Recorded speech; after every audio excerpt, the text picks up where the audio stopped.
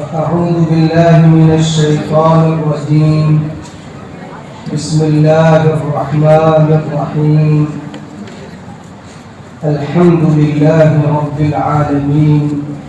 الرحمن الرحيم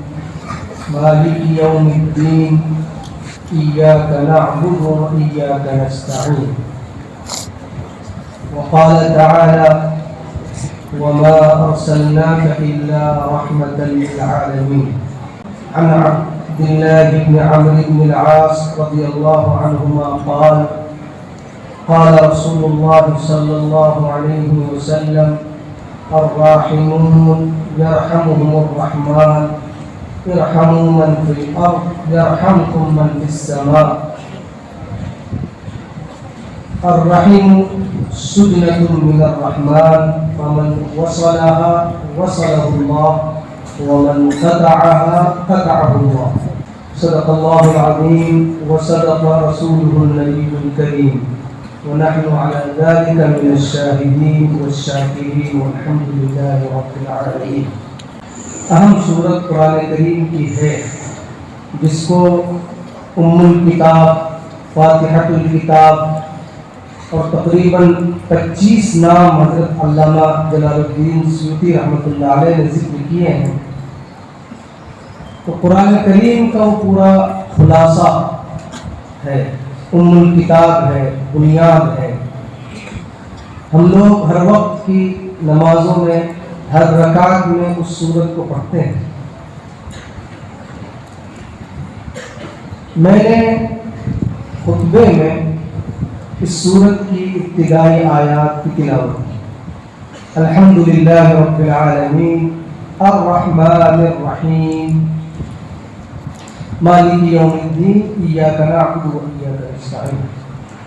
اور دوسری آیت پڑھی تھی: وما ارسلناک الا رحمۃ للعالمین.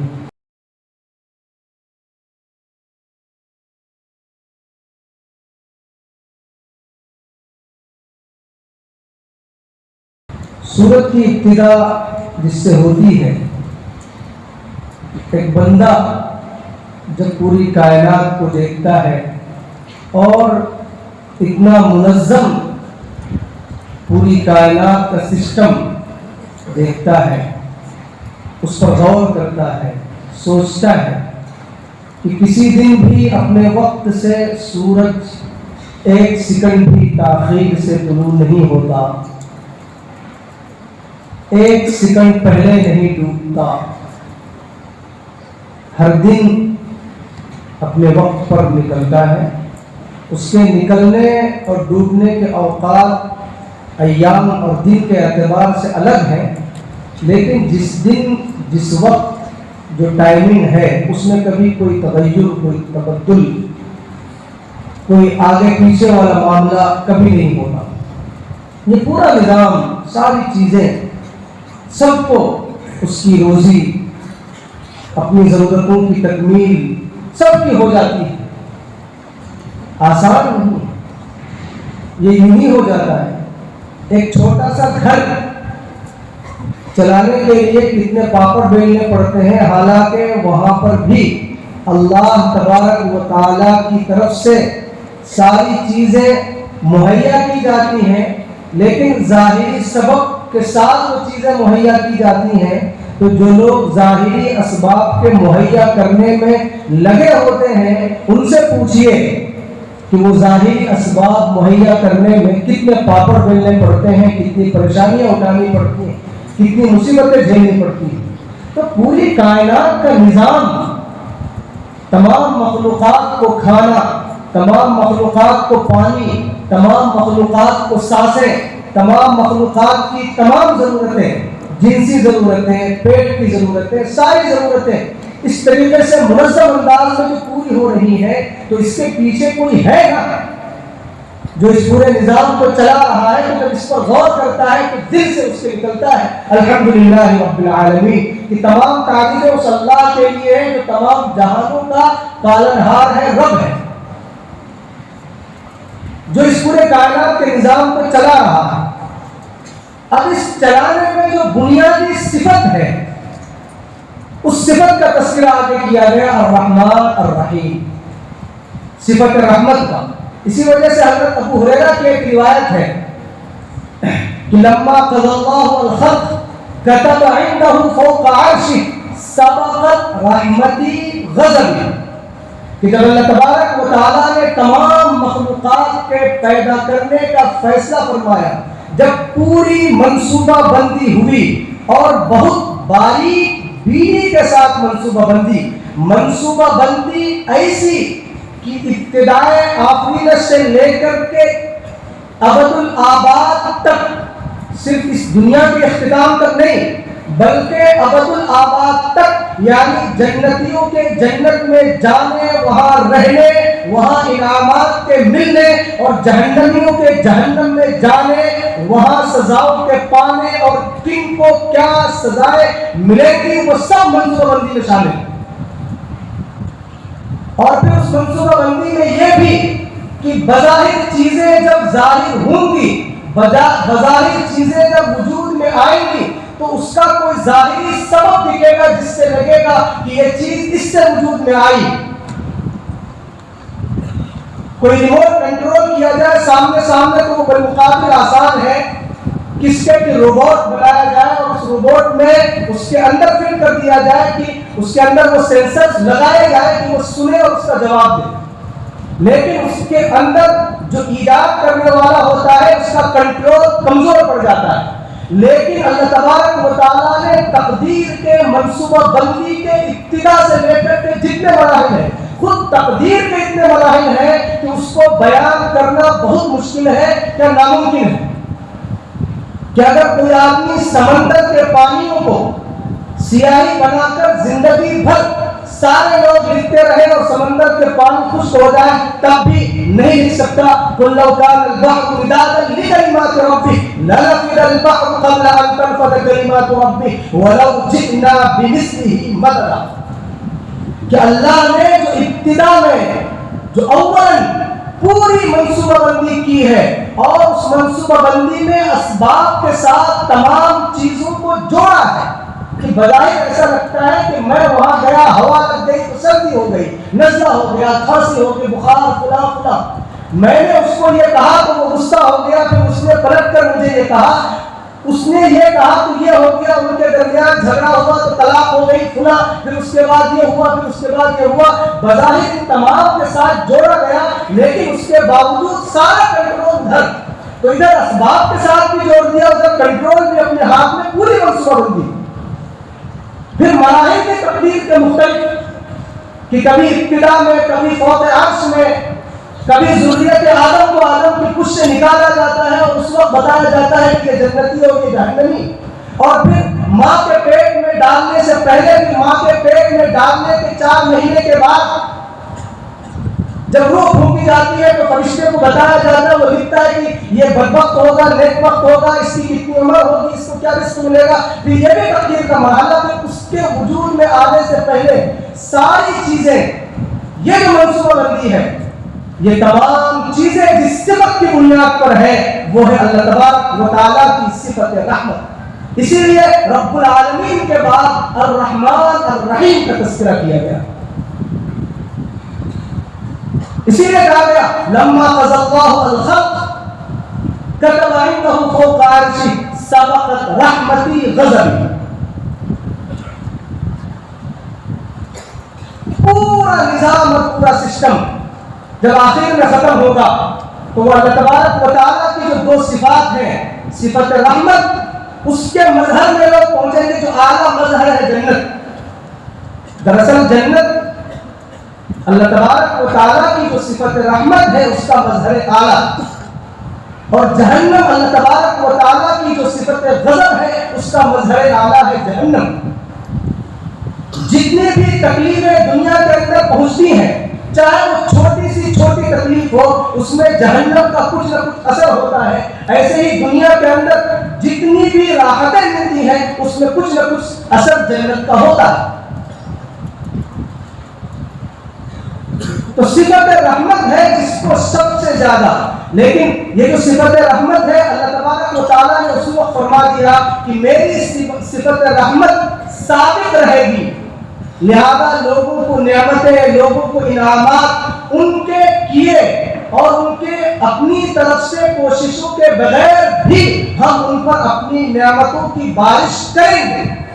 لیکن کسی پر اللہ کی صفت غضب کا اثر اس کی کوشش اس کے کسی چیز کے ارتکاب کے بغیر نہیں ہوگا، اس کو کوئی سزا کچھ کیے بغیر نہیں ملے گی، ہاں نعمتیں ملیں گی، نعمتیں مل رہی اللہ کی اس صفت رحمت کی وجہ سے۔ اسی لیے رب العالمین کے بعد صفت رحمان اور رحیم کا تذکرہ کیا گیا۔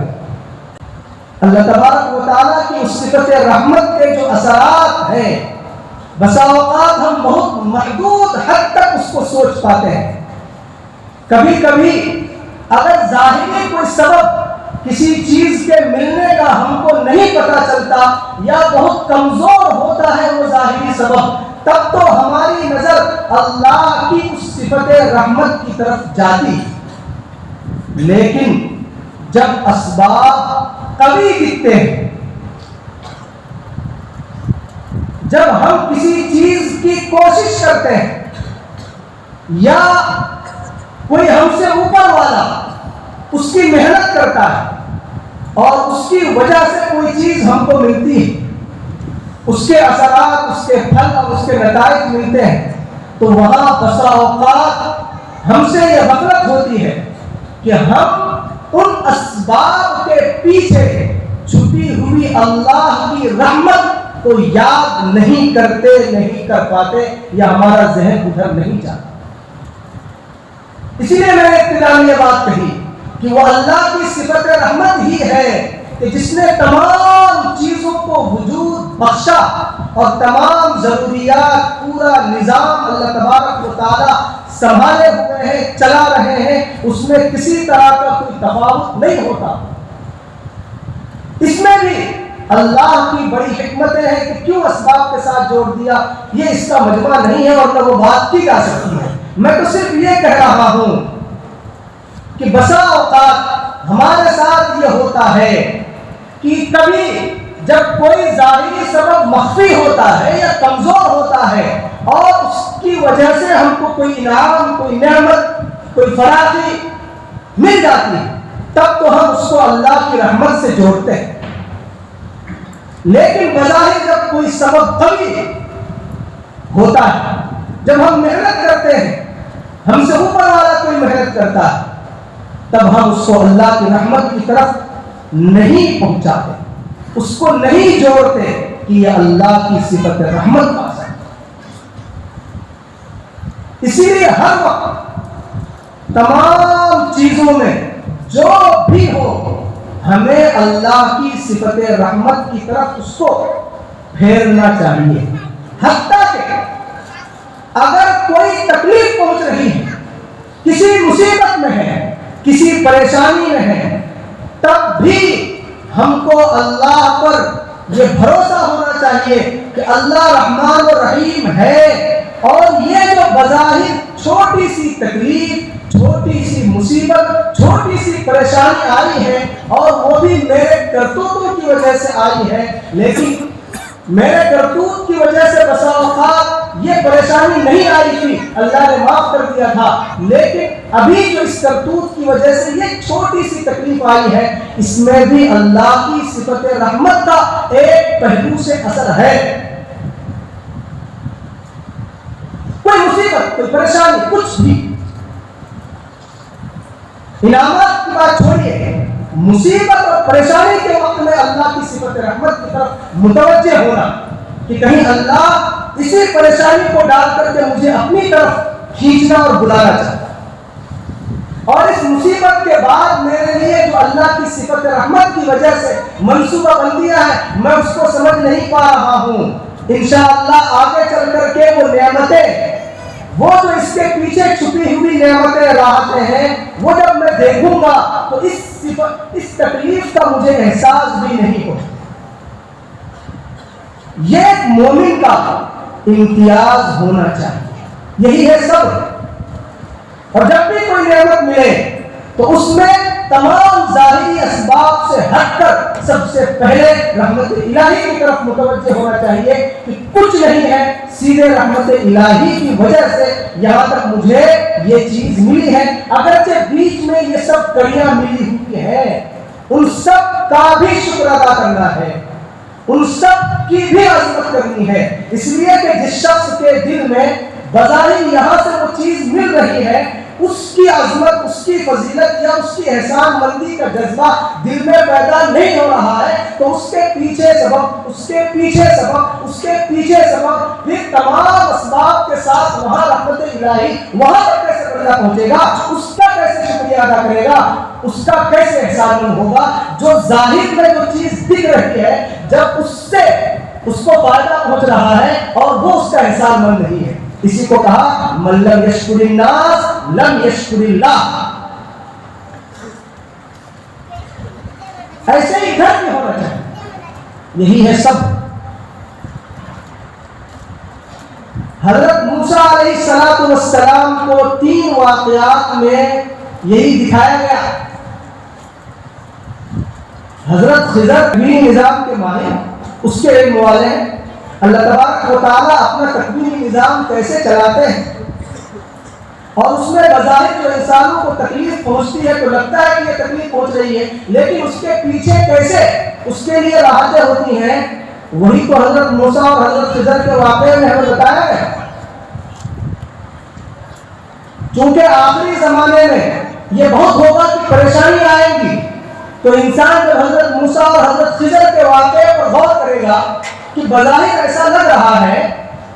کہ بھائی جن لوگوں نے ہم کو کشتی میں بٹھایا، اس کی اچھی خاصی کشتی اس کا تختہ اکھاڑ دیا، جس بیچارے نے کشتی پر چڑھانے کے لیے سوار کیا، وہ سوار کرنے کے لیے پیسے نہیں لیے، اس کے باوجود اسی کی کشتی، یعنی تو ایسا ہو گیا جس کے پلیٹ میں کھائے اسی کے پلیٹ میں چھیڑا کیا۔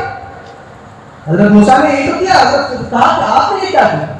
بیچارے نے ایسے ہی سوال کیا، آپ نے اس کی کشتی پھاڑ دی، وہ اس کی کشتی کے تختے اٹھا دی۔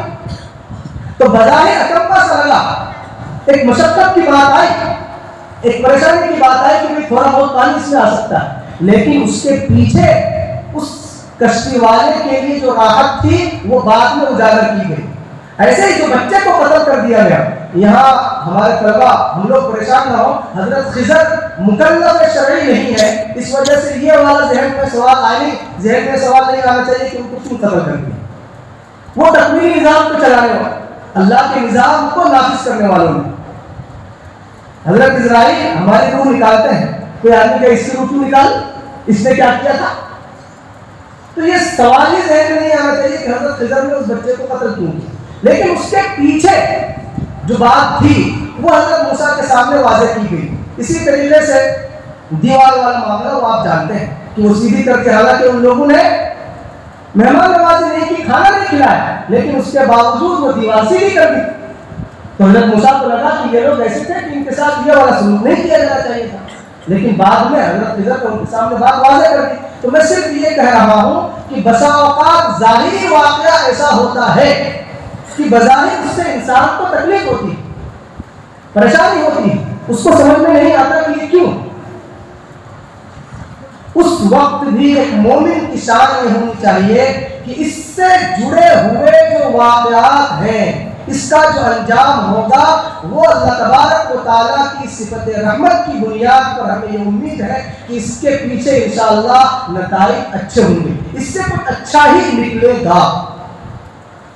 ایک مومن کی شان ہونی چاہیے، اور اس زمانے میں یہ بہت زیادہ ضروری ہے۔ خیر، بات اصل چلی تھی الرحمن الرحیم، صفت رحمت، کہ الحمدللہ رب العالمین پورا نظام جو چلا رہا ہے اس کے پیچھے جو اصل صفت ہے اللہ کی وہ صفت رحمت،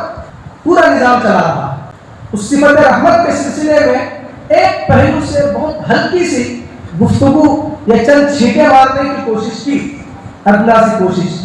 اصل جو بات بتانی ہے وہ یہ کہ اللہ تبارک و تعالیٰ چونکہ تمام کی ضرورتیں تمام مخلوقات کی اس صفت رحمت کی وجہ سے پوری کرتے ہیں، انسانوں کی بھی تمام ضرورتیں جسمانی بھی اور روحانی بھی، لہذا جس کے اندر اس صفت رحمت کا جتنا ذرہ ہوگا وہ مخلوقات کو اتنا نفع پہنچائے گا، جس کے اندر اس صفت رحمت کا جتنے ذرے اتنا کچھ اللہ کی اس صفت رحمت کا عکس جس کے دل میں جتنا ہوگا، اسی صفت رحمت کی وجہ سے اس سے جسمانی ضرورتیں اور روحانی ضرورتیں مخلوقات کی پوری ہوں گی۔ اس لیے مخلوقات میں سب سے زیادہ جو نفع پہنچا ہے اس دنیا کو، اللہ کے بعد پوری کائنات کو جس ذات اور جس شخصیت سے سب سے زیادہ نفع پہنچا ہے وہ ہے نبی کریم صلی اللہ علیہ وسلم کی ذات عالیہ۔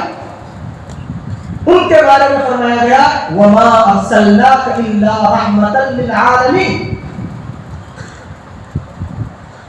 کہ ہم نے تمام عالم کے لیے ان کو رحمت بنا کر بھیجا، یعنی ان کے ذریعے سے مخلوقات کو، تمام کائنات والوں کو سب سے زیادہ نفع پہنچے گا۔ اور جب اللہ کی اس صفت رحمت کا استحضار ہوتا ہے اور اس کی وجہ سے بندہ نفع پہنچاتا ہے، اس کی وجہ سے نفع پہنچتا ہے، تو وہ انسان ان تمام منافع کو جو تمام مخلوقات کو پہنچ رہی ہے، خود اس کی ذات کو پہنچ رہی ہے، وہ اس کو اپنی ذات سے نہیں جوڑتا بلکہ وہ اس کو اللہ کی طرف پھیرتا۔ اسی لیے اگر بظاہر کسی سے کسی کو کوئی نفع پہنچے، چاہے وہ علمی روحانی ہو، چاہے وہ جسمانی ہو، چاہے وہ جسمانی ضرورتوں کی تکمیل کے حوالے سے ہو، لیکن وہ اس کو یہ سمجھتا ہے کہ یہ میری طرف سے خارزاد ہے، لہذا مجھے اس دنیا میں اس کا نفع مل جانا چاہیے اور مجھے اس کام کی وجہ سے مجھے ہی اس کا پورا کریڈٹ ملنا چاہیے، تو اس کا انجام سب سے برا ہوگا۔ اسی لیے آخرت میں سب سے پہلے 3 لوگوں کو جہنم میں ڈالا جائے گا، 3 طرح کے لوگوں کو۔ وہ لوگ جو لوگوں کو علمی اور روحانی فائدہ پہنچاتے ہیں، یعنی عالم ہیں، لیکن وہ اس علم اور نفع کو پہنچانے میں، اس کام کو انجام دینے میں یہ نہیں سمجھتے کہ یہ اللہ کی طرف سے صفت رحمت کا اثر ہے اور میں اسی سبب سے، اسی رحمت کی بنیاد پر جو کچھ ٹوٹا پھوٹا کر پا رہا ہوں یہ سب اس کی دین ہے، لہذا مجھے اس کی رضا چاہیے۔ جب یہ چیز نہیں ہوگی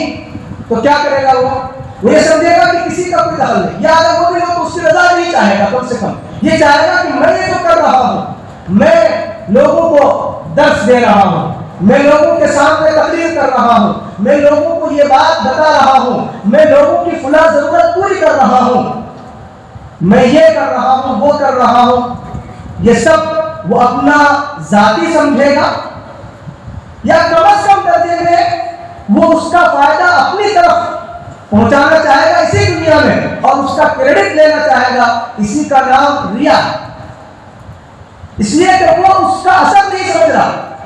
وہ اس کو اللہ کی صفت رحمت سے نہیں جوڑ رہا۔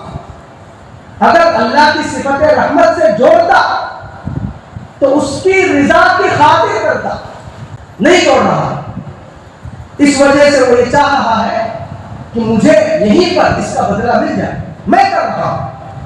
ایسے ہی مال والا دوسرا وہی شخص ہے کہ جو اللہ کے راستے میں خوب خرچ کر رہا، لیکن اس لوگوں کی ضرورتیں پوری ہو رہی ہیں بظاہر، لیکن اس کے باوجود جہنم میں ڈالا جائے گا۔ کیوں؟ اس لیے کہ اس کو اپنا ذاتی مال، ذاتی ملکیت سب کچھ اپنا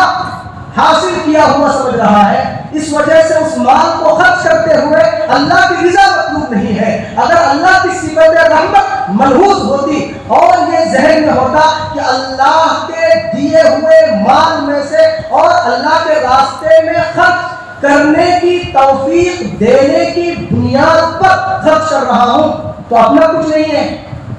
مال بھی اسی نے دیا، خرچ کرنے کی توفیق بھی اسی نے دی، تب تو نفع ملے گا اس کا۔ اور اگر وہ بات نہیں ہے تو پھر جہنم میں ڈالا جائے۔ اللہ کے دین کو پھیلانے کے لیے اپنی جان تک کی بازی لگا رہا، لیکن مقصود کیا ہے کہ میری بہادری شجاعت لوگوں کے سامنے آئے، لوگوں کو پتا تو چلے کہ میں کتنا بہادر ہوں، کتنے لوگوں کو ڈھیر کر سکتا ہوں۔ اللہ کی رحمت پیش نظر نہیں ہے، اس کی رضا مقصود نہیں ہے۔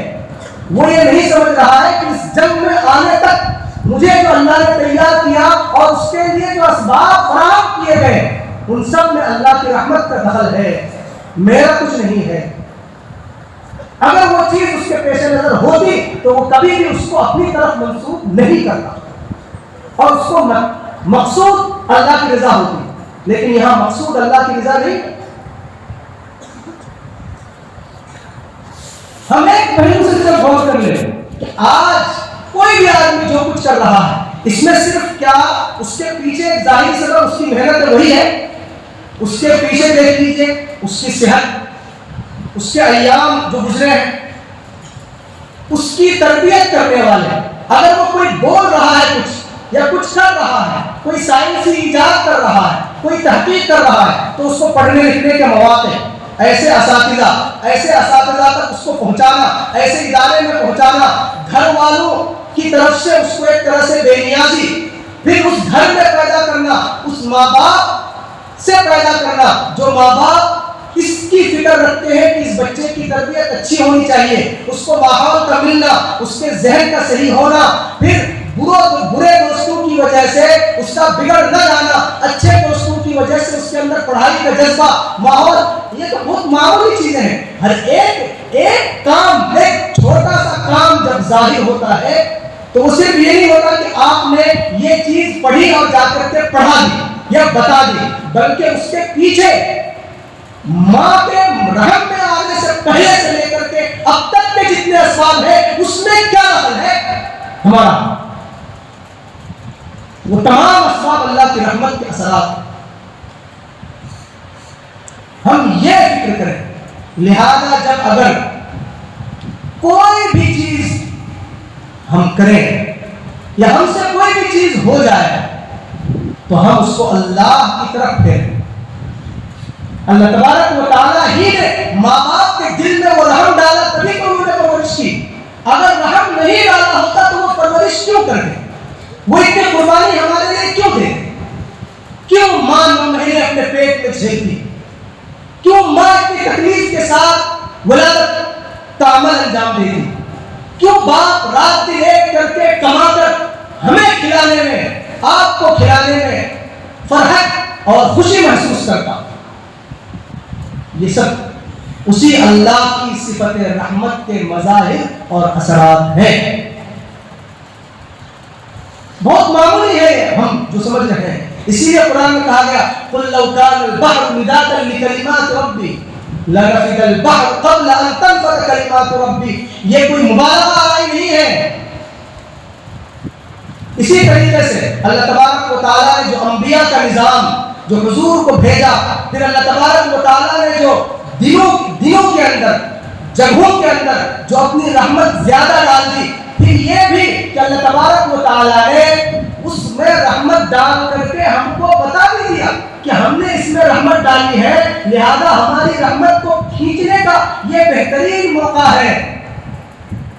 رمضان کے اندر قرآن اتارا، الرحمن علم القرآن، قرآن کا اتارنا یہ اللہ کی صفت رحمت کا اثر ہے۔ نبی کریم صلی اللہ علیہ وسلم کو معراج پر بلانا اللہ کی صفت رحمت کا اثر۔ وما ارسلناک الا رحمۃ للعالمین۔ رمضان آ رہا ہے، رمضان میں خصوصی رحمتیں نازل ہوتی ہیں، اس کے لیے ہمیں نبی کریم صلی اللہ علیہ وسلم نے دعا سکھائی، اللہم بارک لنا فی رجب و شعبان وبلغنا رمضان، کہ اللہ رجب و شعبان میں برکت دے دیجئے، یعنی اس میں ہماری عبادتوں میں، ہماری طاعتوں میں ہمارے لیے برکت رکھیے کہ ہماری عبادتیں بڑھ جائیں، تاکہ ہم رمضان میں عبادت کے لیے تیار ہو پائے۔ جب کوئی اہم میچ ہوتا ہے اس کے لیے پریکٹس پہلے سے شروع کی جاتی ہے، پہلے سے ساری جانچ کی جاتی ہے۔ تو یہ شعبان اور رجب، یہ دونوں مہینے رمضان میں اللہ کی رحمت کو حاصل کرنے کے لیے جو قوت، جو ہمت، جو جذبہ، درکار ہے اس کے لیے یہ دونوں مہینے تیاری کے.